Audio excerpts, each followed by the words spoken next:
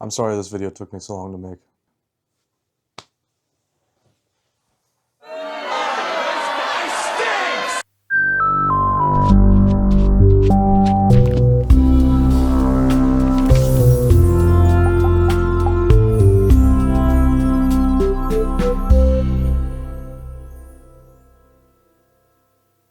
Hey, Shonen Jump Plus. It's a name you've probably heard before, as it's currently the birthplace of a lot of well-known series, such as Dandadan, Spy Family, and Chainsaw Man. Many more though. Kaiju number 8 also comes from there, although that is since ended. Other things you may know is Fire Punch and Hell's Paradise, Fire Punch being Tatsuki Fujimoto's first series, his first published series at least. And if you haven't heard about Jump Plus as a whole, as a concept, well, let me tell you a little bit about it. It's Shonen Jump's online counterpart. So, you have the physical magazine, which we all know and love. I cover it on the channel every single week. But then, if you want more, you can download an app called Jump Plus in Japan, or Manga Plus here, where you can get some of its library in America. Jump Plus currently has 90 plus series being published. Some of these are small indie series, which don't actually get translated here. That's the biggest thing we don't get in America and English-speaking territories in general. There's also various promotional manga for different franchises, including their own series like One Piece. But then there's also like video game collaborations and such. Even at one point there was a Deadpool manga, like Marvel's Deadpool, but the Deadpool manga is on hiatus and it's been for years, so who knows if that'll ever even come back. So even though it's still called Shonen Jump Plus, its target audience actually goes for a higher age bracket than Shonen Jump, being around 18 to 24, whereas Shonen Jump tends to kind of aim for like the children to like teenager range, where this is mostly adults, young adults is what this is mostly aimed towards. That age bracket also has their most readership. That's why something like Chainsaw Man here got its start in Shonen Jump, but actually moved to Jump Plus afterwards, because you're able to get away with more in Jump Plus than you are in the normal magazine. And it's also good for mangaka because you can kind of run on your own schedule, and that's not entirely true, but they are more lenient with allowing breaks, as evidenced by Rory Dragon, which has always been a very inconsistently published series. That actually did also get its start in Shonen Jump, but we all know how that went. So, if you watched my Shonen Jump video, you'll know that I talked about every series in publication. But because we have 90 series to talk about, I am not going to be doing that to you or myself. So instead, I reached out to my audience and asked what their favorites were. So I pulled together 20 series that I'd like to talk about here. Some I read, most I don't, but a lot you guys read, to just kind of get you up to speed with where Jump Plus is at this current moment. Just to get some more eyes on Jump Plus, because I really do think Jump Plus is an amazing thing, and it's arguably the future of Shonen Jump. When print magazines eventually go extinct, Jump Plus will be what remains. But we're talking about probably 10 years in the future. I don't see the magazine itself dying anytime soon. Realistically, I feel like maybe within the next 20 years is when we'll see an actual full shift to digital. I could be wrong. Maybe that is approaching faster than I believe it to be. Regardless, I think we should all start getting a little more comfortable with Jump Plus as a concept, because this is the future, whether you want to admit it or not. So yeah, let's take a look at 20 series and see if any of them stand out to you or me. And hopefully you'll come away from this video with a better understanding of what goes on in this magazine. Or digital magazine, I guess. It's not even presented as a magazine, actually. This is kind of its own entity entirely. The first series I want to talk about is Spy Family. This is absolutely the poster child of Jump Plus. It has been for many years. This is the best-selling manga in the digital magazine, on the app. That's probably what I should start saying. And it's probably the most iconic as well. I definitely do think Chainsaw Man is up there as well, but that started in Shonen Jump, so there's always been this weird disconnect. But as far as Spy Family goes, you know what, you love it. This is a series about a family who gets together through very convoluted means, all having ulterior motives. A spy dad, an assassin mom, and a mind-reading daughter, and later a future-seeing dog. If you don't know it, that's all it is. It's just that and shenanigans ensue, and it's lovely. I do really enjoy Spy Family. It's not like my favorite series in the world by any stretch of the imagination, but it's a great time. It's really consistent, and I never complain when I see a new chapter on the app. I'm just a really big fan of it, honestly. It's just really cozy vibes most of the time. Sometimes it has really intense action. I know a lot of people think it fell off. People really do think it peaked at the boat, which was a very Yor-focused arc.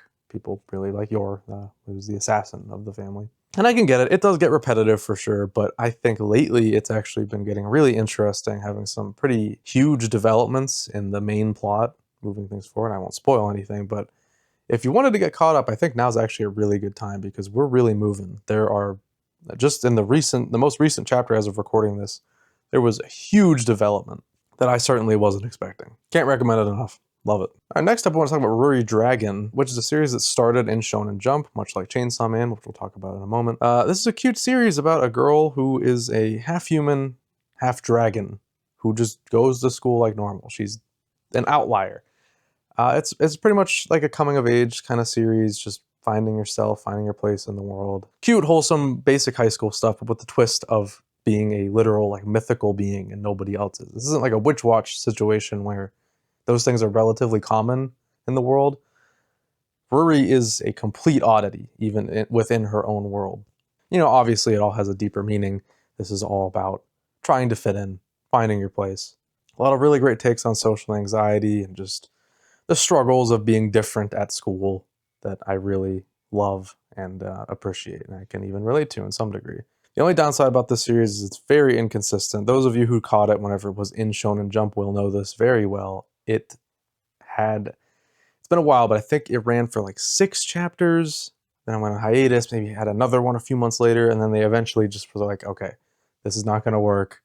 And then the series went away for a while until it resurfaced on Jump Plus, and it's been relatively consistent, but it still has very long breaks every once in a while, and this is all because of Masaoki Shindo's health, which is a shame, and you hate to see it, but despite all the hiatuses, I think this is really worth reading. If not anything, maybe just wait until one day it's completely done so you don't have to wait in between chapters, because it does get very frustrating having to read a series like this practically monthly, and it's, you know, weekly sized chapters. It's easy to lose track of where the story was or where it was going because it's been so long. It's ridiculous to ask to reread the series every time it comes back. For something like Hunter x Hunter, honestly, I'll do it just because I love it so much. But this, no, I cannot do that every time. But it's a lovely read. I would highly recommend it to anybody. Next up, Chainsaw Man by Tatsuki Fujimoto. Incredible. I absolutely love Chainsaw Man. Specifically, part 2 is what's in Jump Plus, and, you know, obviously me and many others, this is not a hot take like part 1 much more, but part 2 is still very good. I love reading it every week. It's always just so fun to see what kind of insane shit Fujimoto comes up with every week. And this series, he really is firing on all cylinders. Like, Fire Punch is probably completely unchained Fujimoto. If you've never read Fire Punch, that's another Jump Plus series. Check that out if you want to see him completely off the leash, but this is damn close. And I feel like by the end, we will get back to like Fire Punch levels of insanity. But yeah, it's Chainsaw Man. You can't help but love it. It has such a unique vibe. Even describing it to you, like if you are somebody watching this video and you have not read or watched Chainsaw Man, all I can really tell you is to do it. It's, to me anyways, I feel that it's like completely a vibe-based series. I enjoy it for the vibe and the feelings it invokes in me. The story is still cool and interesting, but I'm more interested in just the tone. The tone of the series is what drives me, and that's the same with really all of Fujimoto's works. He's an author I really admire. I own all of his series and little one-shots physically. I just really, really love his work, and I wouldn't exactly say it's his magnum opus, but it is definitely a very, very worthwhile read. And I can't say I'd recommend it to anyone, I suppose, but if what I'm saying about an interesting vibe is at all drawing in your attention, just give it a shot. If you want something unique, just read it. What harm could it do? Dandadan by Yukinobu Tatsu. I love Dandadan so much. This, you know, very similar actually to what I was just saying about Chainsaw Man. It's all about the vibes. This is a very zany, wild, off-the-rails series where it just does what it wants at any given moment. And I have so much respect for Tatsu for that, because it really just feels like we're living in his world, you know. He's giving us a glimpse into his mind, and it's so cool. I love the wacky, inventive characters that he comes up with and the insane scenarios. You cannot get anything like this anywhere else. So the basic gist of this story, and I'm going to keep it really basic if you just have no idea what Dandadan is. It's immensely popular right now, so you probably know a little bit about it. But just basic chapter 1 pitch about a girl who believes in ghosts and a guy who believes in aliens. Both of them find proof of each other's thing. Shenanigans ensue from there on out. Obviously, it becomes about much more than that as the series continues, but that is the basic hook. That's how the series was sold to me, actually. That's exactly how it was described before I had read it. And that was enough to get me to want to read it. It's just a really unique hook. And the interesting thing about it is even as the series evolves and progresses and changes into different things, it has a new unique hook for every single plot line that it brings to the table. And it just makes it one of the most smooth and entertaining reads of your life. I would absolutely recommend catching up to it. It's incredible to binge read, and it's really great to read week to week, honestly.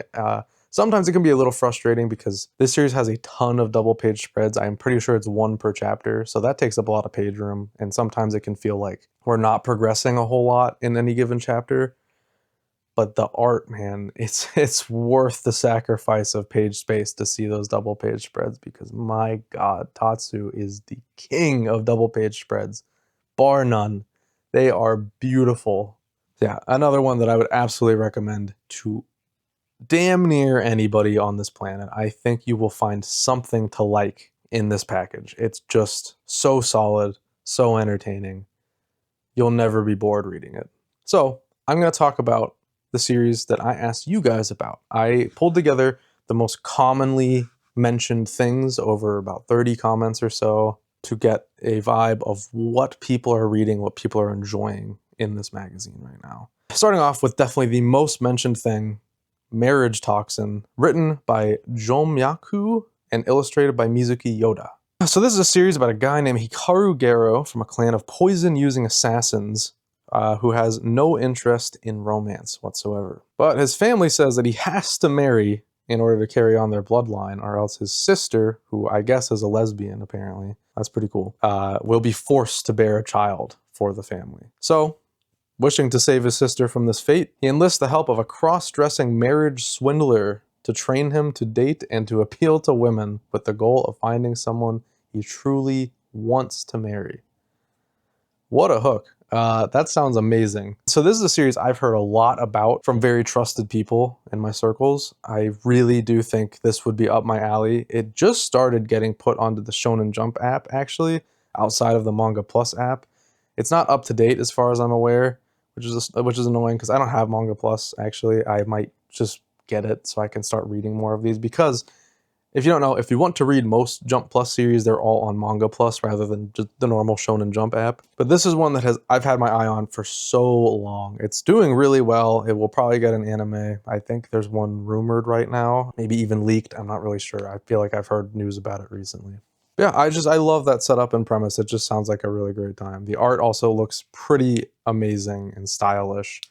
It does kind of, like the volume cover at least, reminds me a lot of Dandadan volume covers, which I'm not honestly super fond of Dandadan volume covers, but it's still got that style that I really enjoy looking at the very least. I admire the swag of it. Yeah, this is definitely a big headliner right now. I see this talked about all the time, and once it does get an anime, popularity is going to skyrocket. This is going to go to the moon. This will probably be like another Dandadan, maybe a little below that, but still a huge hit, I'm sure. Another one I heard a lot about is Centuria by Toru Kuramori, which is a dark fantasy manga about Julian, a young boy who, after killing the blacksmith his mother sold him to, flees as a stowaway on a slave ship. Once discovered, he becomes a slave himself, but is welcomed into a close group of slaves who support each other. After trouble aboard the ship, the slaves are slaughtered by the captain, which in turn calls forward an eldritch sea entity who, for the blood of 100 slaves, gifts Julian with their combined strength and their 100 lives. Who, for the blood of the 100 slaves also on the boat with him, gives him 100 people's worth of strength. Now empowered and indebted to 100 slaves who died protecting him and a baby named Diana, he sets off to a new country to raise her. So this one I had never heard about until I read your comments about it, but a dark fantasy series in a shonen, like a shonen demographic dark fantasy series, is interesting. There's a lot of series that I've read that have tried to emulate dark fantasy without really being it, because it feels like true dark fantasy is something that's only attainable by seinen, like Berserk, obviously. But just given premise alone, this really does sound like proper dark fantasy, and I am really interested in it because I am admittedly a huge sucker for stories like, you know, I've never read it, but I know Lone Wolf and Cub is something like this, where it's a, you know, a person, a Mandalorian even, you could say, just like a old gruff dude, which I don't think this is exactly, but anyways, just a person with a baby or a child, and that's it. Just getting through the world, going place to place, trying to get each other through. In this case, it seems like literally a baby, so I'm not sure how that goes. Maybe the baby grows pretty quickly. I don't know. I don't know if there's time skips or whatever. Yeah, this is one I absolutely want to check out. It sounds really cool. Next on the agenda is Kindergarten Wars by Yu Chiba. This series takes place in Kindergarten Noir, known as the world's safest kindergarten. Hosting the children of politicians, celebrities, businessmen, and other VIPs, Kindergarten Noir protects them from would-be assassins and kidnappers by employing former criminals as teachers in exchange for reduced sentences. Rita, also known as convict number 999, is a former assassin who finds herself working at Kindergarten Noir, both to get a reduced sentence by acting as a bodyguard and to find a hot guy along the way. That's a curveball at the end. But this sounds really cool. This is something I heard about for a very long time, actually, even before the comments of this video. But the name sounded like shit. I'm not gonna lie. It just like, I would never want to read something called Kindergarten Wars. I just thought it was about like, I don't know, kids on a playground. Like, I literally have no idea. I thought it was maybe like kindergartners fighting in a war, like a war they're making up. I don't know. It just did not sound like something I would care about at all. But instead, it actually sounds pretty interesting. The idea of a kindergarten just for like super important people's children and constantly having to defend them from assassins just sounds really fun. And I'm now really interested in this one too. This video is going to be a problem for me because this is going to add about 20 things to my read list. Not sure why the hot guy finding aspect is part of it. I don't know how that'll even work. I guess other teachers is who she's looking for. But curious and interesting for sure. Next up is a really cool looking one called Mad by Yusuke Otori. Mysterious alien life forms have invaded Earth, leading to the near total annihilation of humanity. Among the few remaining survivors are John, his sister, and a few scattered groups of humans who cling to hope of finding a new world to call home. However, their struggle for survival takes a dangerous turn when the aliens target them once more. This seems so cool to me. I love the art. The art is the first thing, just from that first volume cover alone, and then diving in and looking at it a little more. By the way, I forgot to mention, I did read the first chapter of a couple of these, this included.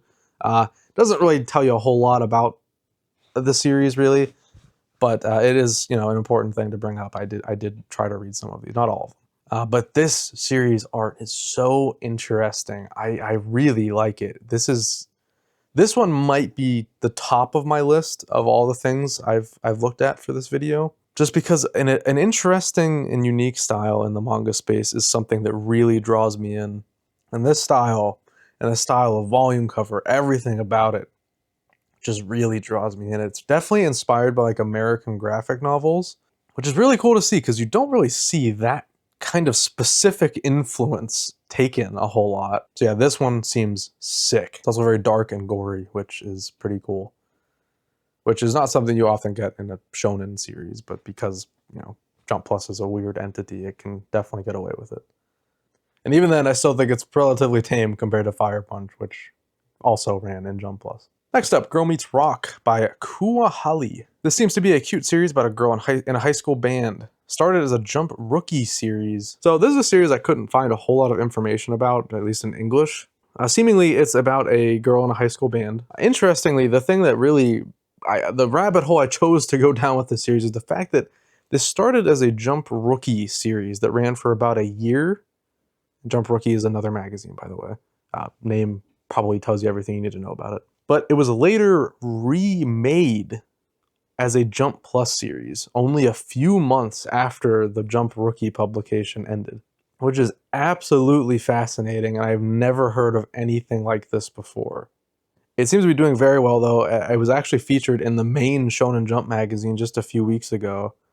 It's not something I covered on the video because it's one of those one-shots, but yeah, this is a pretty popular series. I just don't see a lot of people over here talking about it, really, but yeah, seems cute. Nice art style. Ghost Fixers by Yasuki Tanaka. Set in 2034 in the fictional place of Mikurigaoka Newtown. That's a tough one. 7 years prior, a phenomenon called Fafrotskis results in objects falling from the sky, as well as strange natural being dubbed ghosts. Ghosts? That's a simple one. I can say that one. Hifumi Kagome, a middle school boy, investigates and fights the ghosts along with Mako Kirarazaka, a new arrival to Miku Riga Newtown, whatever that one. Okay. So I didn't read the first chapter of this one, but I probably should have because this doesn't really have a good... Because it doesn't exactly sound interesting on paper. I'm sure it's a good time, and I do like what I've seen of the art. I think it has style, which is something obviously I very much appreciate. That's one of the biggest things I like about manga is just a distinct style. And this has it. So that's cool. But beyond that, nothing super really eye-catching about this one. But I'm sure if I gave it a shot and read a couple chapters, I'd probably be into it. But nothing crazy. Definitely a pretty successful one, though. I do hear about this from time to time, just in passing and seeing people talk about manga. But it hasn't reached like a stardom level yet. This next one is one I saw in my comments quite a bit, actually, specifically. But before then, I'd never heard about it. This being Hero Organization, written by Kei Saikawa and illustrated by Akira Takahashi. This is, I think, the newest series that I'll be talking about here. Just started in September of 2024, so that's pretty recent, all things considered. They're definitely newer ones, but as far as the ones that I think are like hits and worth talking about here, and so that I saw brought up a lot, pretty sure this is the newest one. This is about a near future setting where it's like a near apocalyptic world. It's not like post-apocalyptic or apocalyptic. It's like it's about to end. Like we're on the edge of like everything's gone to shit. Where an alien faction from way out in space comes called the Star Beasts, and they basically fight them with mechs. It's a mecha series.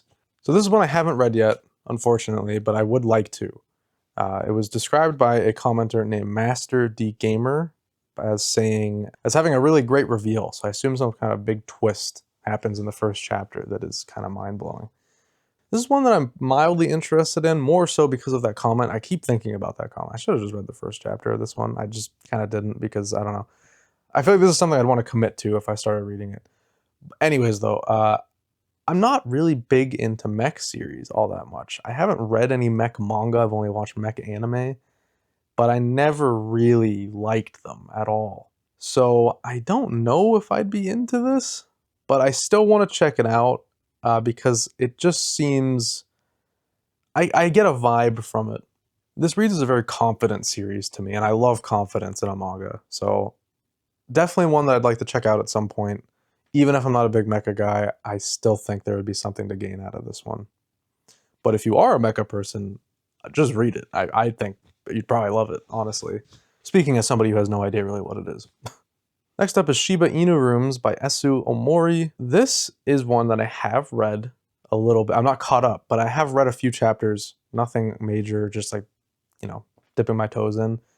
Because something about that like cover art on the app really drew me in. And for good reason. I think it's just, this artist is able to draw dogs really well, specifically Shiba Inu. This one started as a one-shot.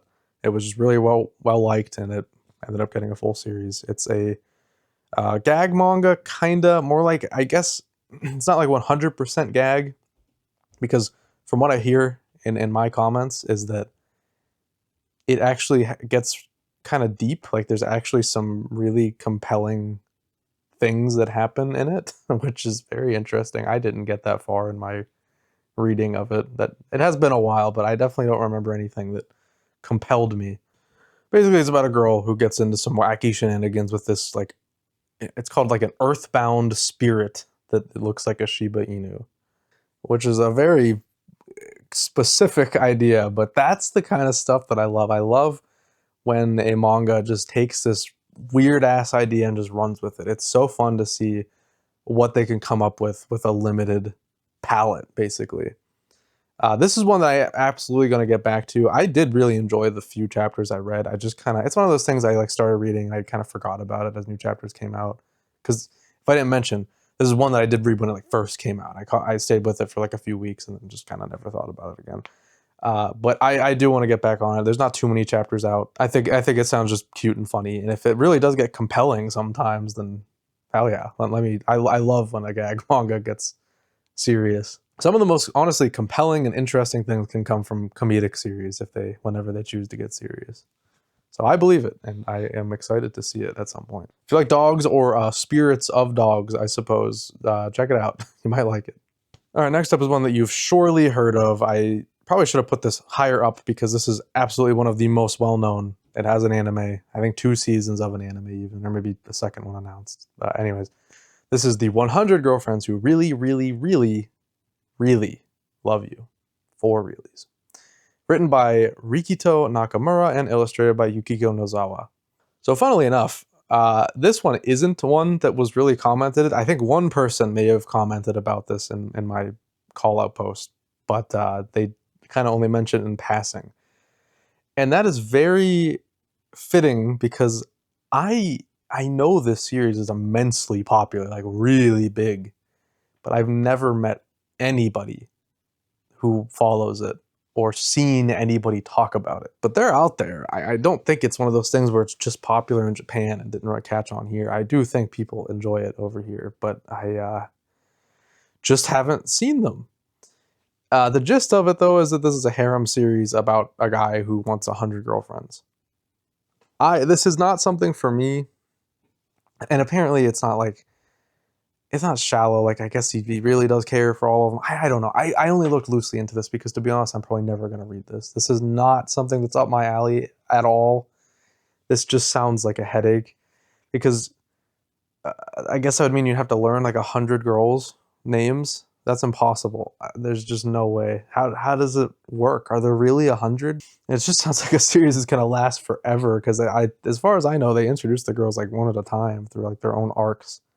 I don't know how many girls they're at right now. Definitely nowhere near 100, I can tell you that much. But it's going to take quite a long time to get to that 100 goal. But yeah, I don't know. If you're into harem series or I guess a romance, like this doesn't even sound like it would be that compelling of a romance. But because I do like romance series, but I don't know if I'd like this one.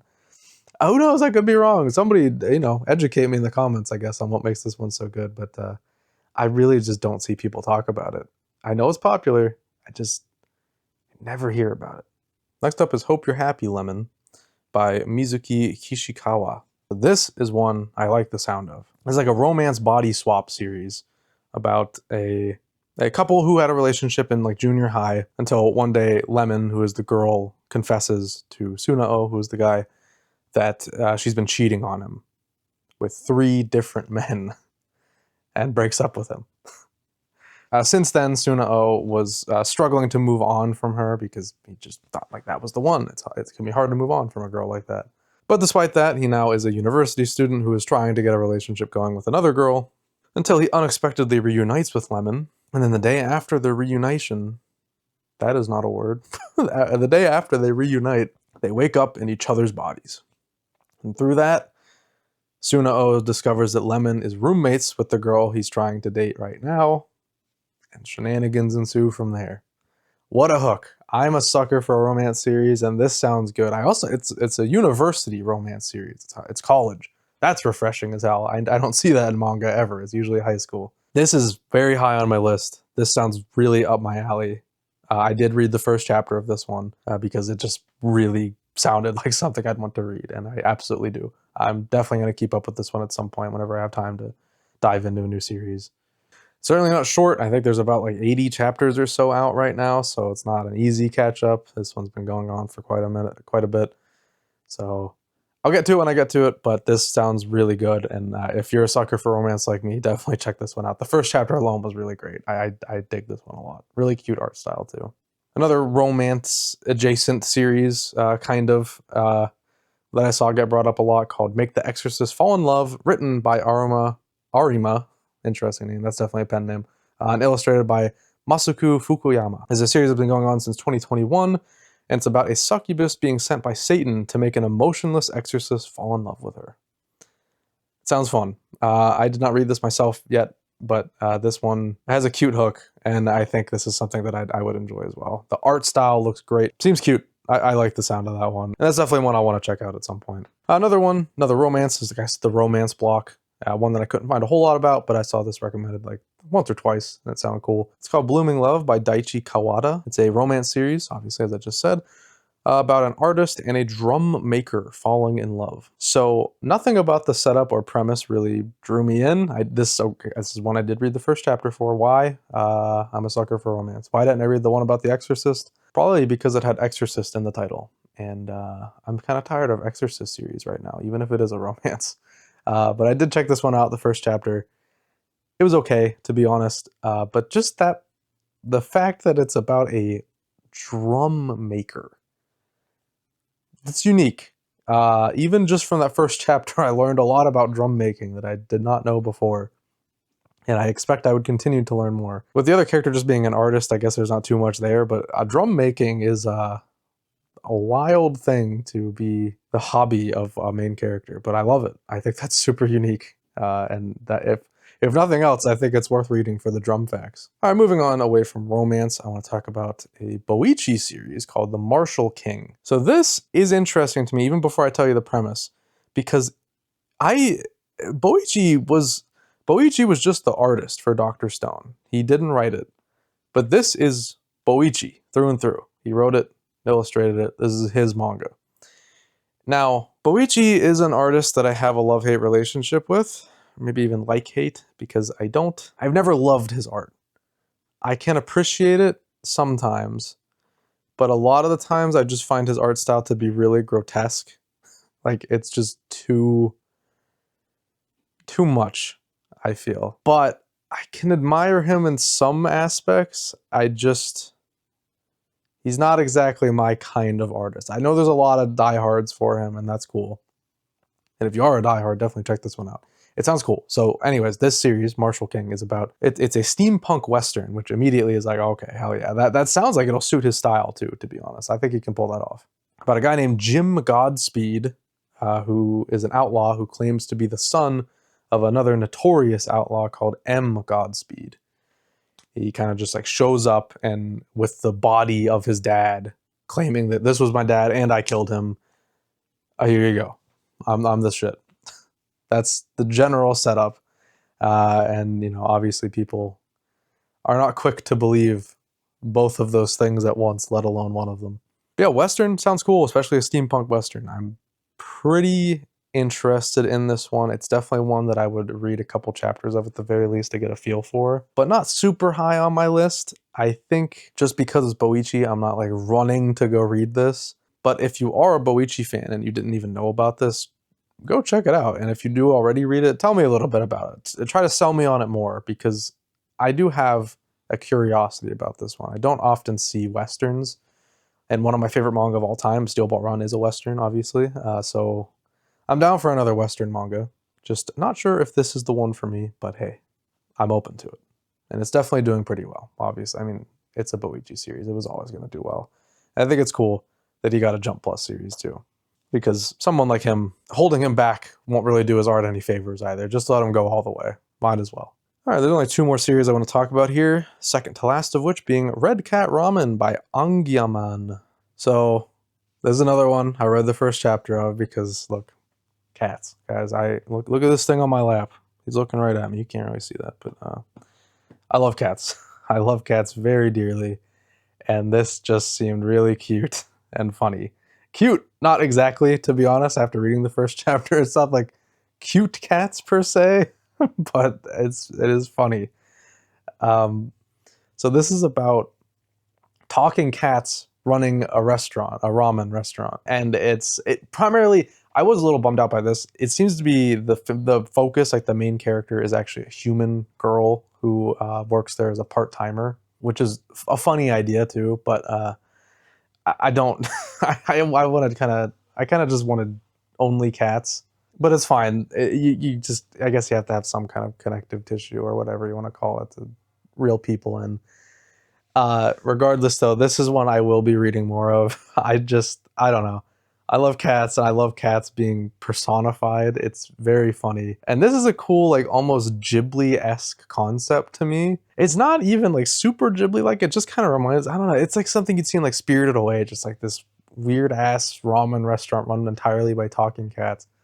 Just a fun idea, and I can see this being a good time. Now, the one thing you need to know about this before you go diving into it is that it is long. This is currently sitting at 160 chapters, and it has not ended yet. So this is definitely a mainstay. It's doing very well. But anyways, yeah, just know that if you decide to lock in and read this, it's going to take you a minute.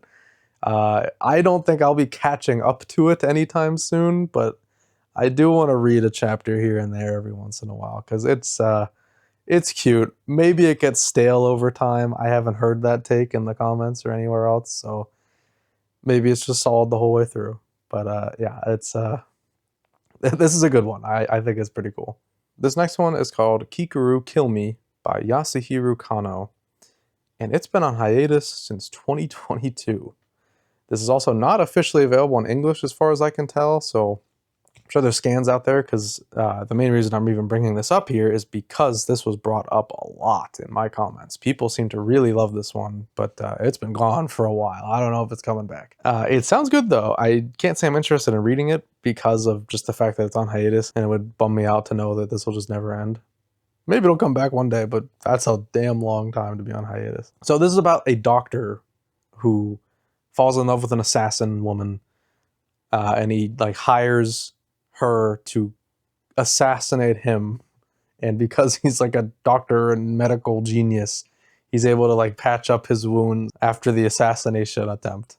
So it's just, I guess it just keeps doing that. He hires her, she tries to kill him, they try to build a bond or whatever, and he patches himself up. Now, that is a really good hook, but I can't say I'm too interested in reading it, just because, like I said, sucks that it's on hiatus, and who knows if it'll ever come back. But maybe I'll still check it out one day, because the art style also looks really great. It's super stylized, which again, I love. And yeah, if it's one that sounds interesting to you as well, just be warned, it's on hiatus since 2022. So yeah, it's hard to even consider that part of the lineup at this point, but it was one that was brought up a lot, so I want to mention it kind of just at the end here, throw it on, because it's not technically part of the current lineup, but it also technically is. So whatever, it's there, it's popular, but it's just not here right now.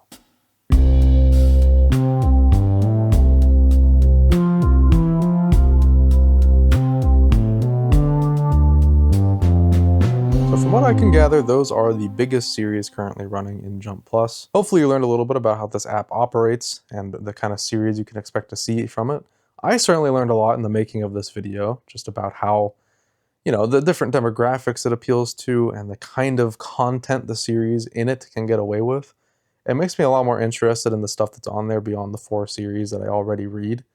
I definitely want to pick up more, a lot. I mentioned the ones that I'm very much interested in throughout the course of this video, and I will continue to think about those series post making this video. I think it's just a super interesting platform, and it gives a lot of opportunity to smaller artists. There's even indie series published in here.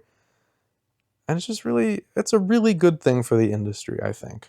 Whether or not you're upset about the fact that this could one day kill Jump itself, or if you embrace it as the next logical step for Shonen Jump, I think there's still something to appreciate in here for anybody. I mean, if you are one of those people who's just frustrated about its existence, look no further. This thing right here, this was in the Shonen Jump magazine before, and now it's not. So what does that mean? You know, it's any one of your favorites could move to Jump Plus at any moment. It's just the way things are right now. It's a different kind of landscape where it's an interesting experimental time for the manga industry, and we're kind of just living in the middle of a transition. I think we're gonna start to see more digital manga pop up as the norm. It's already starting to happen, really, and print manga is going to start to die. But I'm still thinking that is 10 to 20 years away. Like, this is still pretty far future, but close enough that it is a reality that we'll have to face. Not like it really matters to a lot of people unless you're in Japan anyways, because we don't get the magazine anyways. And also, guys, do you own a copy of this thing, Shonen Jump? Have you seen the paper quality? This thing is like toilet paper. Like, are you kidding me? Come on. Do you really care? The digital manga is much more high quality. If we could get manga volume, like English manga volume quality paper in these things, then hell yeah, I'd be all over it. But these aren't really that great, all things considered. But I think it's just the principle of it. You know, we just want these things to exist because it's all we've known. And I get it. You know, I really do. I would also hate to see the print magazine go away, but one day we just have to accept it as fact. It's going to happen. And Jump Plus will probably be the new permanent home for Shonen Jump. It might just lose the Plus name, but it'll still be Jump Plus. That's where it got its start. So embrace it. Read some of the series in there. I'm going to start reading more. Read the 4 I read at least. They're great. And I got a lot of reading to do. And if somehow you're a madman who reads all 90 series, let me know. Let me know what that's like. People call me crazy for reading everything in the Shonen Jump magazine. I can't imagine reading 90. People must think you're absolutely off the rails, unchained, nuts. Yeah, thank you for watching this video, and again, I'm so sorry this took me so long. I hope it was somewhat worth the wait. I know this isn't the craziest video in the world, but I had fun making it and researching for it.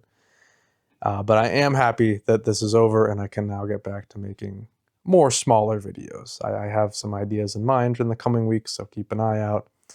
And of course, I'll see you on Monday for a Shonen Jump video, as per usual. Leave a comment. Let me know what your favorite series are from Jump Plus. Let me know what series stood out to you that I talked about in this video, and if I convinced you to check any of them out. And let me know if you learned anything about Jump Plus, because I certainly did. Even though I wouldn't say this is an educational video by any means, but it's just nice to get the word out there about what this thing really is, because I don't think a lot of people truly understand what Jump Plus is. And that's evident by just like comments I get from time to time, just like from the Shonen Jump videos, like asking why I don't cover Dandadan and Chainsaw Man and stuff like that. Well, it's not Shonen Jump, it's a different entity altogether. But regardless, thank you guys for watching, and I will see you guys whenever you decide to watch next. Take it easy.